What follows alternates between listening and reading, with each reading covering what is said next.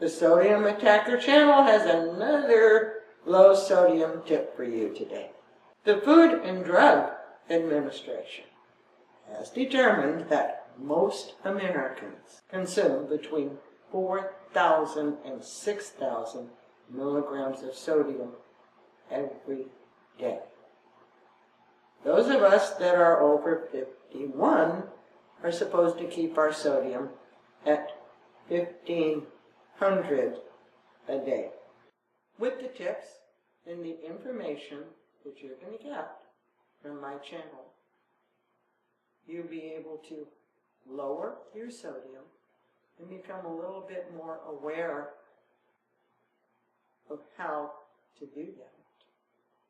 Please subscribe to my channel for more tips. I'll be posting them several times during the month.